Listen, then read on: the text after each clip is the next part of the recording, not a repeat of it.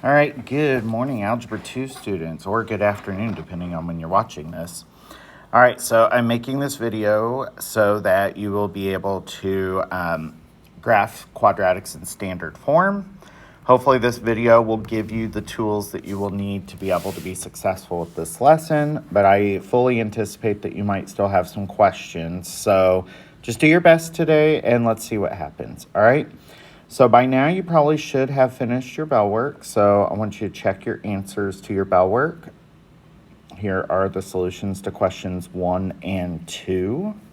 Okay. Give you a moment to look through those. Feel free to pause if you need to. All right, here are the answers to questions 3 and 4. Okay. All right, now that you've had a chance to do that, go ahead and open your interactive notebook up and add this to the next page of your notes. I'm not sure what that number is here, so ask a neighbor if you don't know, but it should just be the very next page number. All right, let's go ahead and look at today's lesson. So let's start with the form for a standard quadratic. So we've looked at factored form already. Standard form is going to be your ax squared plus bx plus c. All right. In order to graph a standard form equation, we're going to first find its vertex. Okay. Now, the way you're going to do this is you're going to follow a formula for the x-coordinate. The x-coordinate, you're going to use the formula x equals negative b over 2a. And honestly, that negative in front of the b means just change the sign of b. So change sign of b, okay? And then divide that by 2 times a. All right, once you know what that value is, to find the y-coordinate, you're going to just plug in your x-coordinate into your equation. All right, so let's do a couple examples here. All right, so on example 1, for my vertex, the x-coordinate, I'm going to do x equals the opposite of my b. So let's label our a, b, and c here. My b itself is negative 2, so when I do negative b, it really means the opposite of negative 2, okay? So negative makes positive, so that's going to be 2 divided by 2, which gives me 1. So that's the x-coordinate for my vertex. So what I would do is I would take that 1 and I'd plug it into the x's in this equation. And so for my y-coordinate, I would have something like this. And then I'm just going to use my calculator to figure this out. And I believe I get negative 9. All right. So then for your vertex, you just take your x-coordinate and your y-coordinate and you write it like so. All right, so let's do another one to make sure this makes sense. Let's identify our a, b, and c values. For the x-coordinate, you're going to take the opposite sign of your b, which my b is negative 4, and divide that by 2 times your a. All right, so negative 4 makes 4. 2 times negative 2 makes negative 4. Divide those out, and you get negative 1 as your x-coordinate for the vertex. So that negative 1 now gets plugged in for those x's. Okay, so y equals negative 2 times negative 1 squared minus 4 times negative 1 plus 7. So we're going to use our calculator to figure this out. So let's see, we're going to get negative 2 plus 4 is 2. 2 plus 7 is 9. All right, so we get 9 for this one. So that means coordinates of our vertex is negative 1, 9. All right, so now that we've done a couple of these, I want you on your whiteboards, I want you to try these 2 problems. Pause the video here, try it on your whiteboard. When you're done with the problems, then unpause this video and check your answers.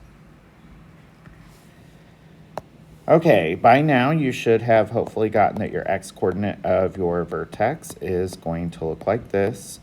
So my a was 1, my b was 10, and my c was negative 2. So that gives me negative 10 divided by 2, which is negative 5.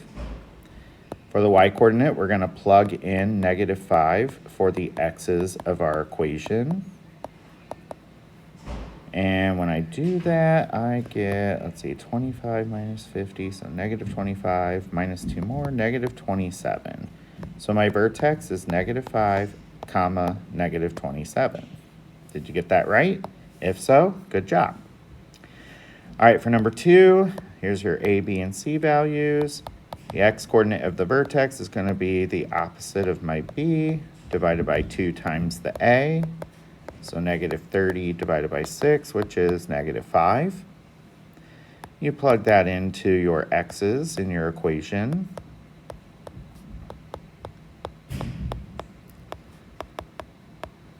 And for this one, I am definitely going to pull out my calculator and do this because I don't want to do this in my head. So 3 times negative 5 squared plus 30 times negative 5 plus 83. If you're doing that right, you should get 8. So that means the vertex is negative 5, comma 8. Okay? All right, let's move on to the next part. Okay, so in order to be able to graph a quadratic in standard form, what's going to be helpful here is to know what points are on this graph. So I want you to notice a pattern here, okay? So if I look at this first graph, where's the y-intercept? The y-intercept is going to be down here at negative 8, okay? How does that value compare to the c value from the equation? Now, I should make it known that this graph here is the same as the equation that we found our vertex on for example 1, okay? So it's going to be x squared minus 2x minus 8. So hopefully you notice that that minus 8 is the c value. So c equals negative 8, okay? Now we're going to look at the points that are plotted on this graph. So let's see, I have 1, negative 9. That was our vertex. Looks like I have 2, negative 8. And then I have 3, negative 5. And finally, I have 4, 0. Okay, so when you look here, do you notice how my x's are increasing by 1 each time? Since the x's are increasing by 1, that means that I have what's called equal length inputs. So what I want to see is how do the y values change? So to go from negative 9 to negative 8, I climbed up 1. From negative 8 to negative 5, I climbed up 3. And from negative 5 to 0, I climbed up 5. Do you notice this 1, 3, 5 pattern and how the outputs change? I'm going to call this the A times 1, 3, 5 pattern. And this will make sense in a moment what I'm going to be doing with that. Okay? This second graph that we see here, this actually goes to the equation we did in example 2. So negative 2x squared minus 4x plus 7. So my question is, where is the y-intercept on this equation? Well, the y-intercept, if we see, is this point here, which is at 7. Oh, that's ugly. There we go. It's at 7. And again, that was our c value in our equation, as you can see right there. So that means that c equals 7. So I think you should be noticing by now that your c value in standard form tells you where the y-intercept will be. All right, so now we're going to take those dots that are on the chart here. So I have my vertex of negative 1, 9, my y-intercept of 0, 7. Then I have, it looks like 1, 1, and finally 2, negative 9. All right, and let's see how my inputs and outputs change. My x values are my inputs, and I am adding 1 each time. So what that means is we have equal length inputs. For my outputs, it looks like I decreased by 2, and then I decreased by 6, and then I decreased by, let's see, 1 to negative 9 means I went down 10. Okay? Now let's look at this for a minute, because in the last example we had 1, 3, 5, and here we have negative 2, negative 6, negative 10. All right? But you'll notice that our original equation that we had for this graph had an a value of negative 2. And if I take negative 2 and multiply that by 1, 3, 5, if I distribute that, that gives me -2, -6, -10. And that's exactly how these outputs changed. Okay, so if you want a quick and easy way to graph a quadratic, if you just use this rule of 1, 3, 5 and multiply it by whatever your A is, that'll help you produce a graph so much faster than plugging in other points and being able to come up with what those ordered pairs should be. All right, so just real quick on your whiteboards, go ahead and identify the y-intercepts of these equations. So remember what we were talking about in our graph here. So when the y-intercept is a certain number, that means our c value was that value. All right, so if I look at my a, my b, and my c for each of these, all you have to do to get the y-intercept is you would say that since c equals -8, the y-intercept equals -8. For number 2, c is 126, so the y-intercept is 126. Okay? All right, the pattern of the y values here, normally you have 1, 3, 5, but you look at your a value, and your a value is what you multiply to those. So here I have -3 times 1, 3, 5. Distribute that, we get -3, -9, -15. So if I were graphing these, I'll show you how that looks in a moment. For the second one here, my a is 2. So I take 2 and I multiply it to 1, 3, 5. And that gives me 2, 6, 10.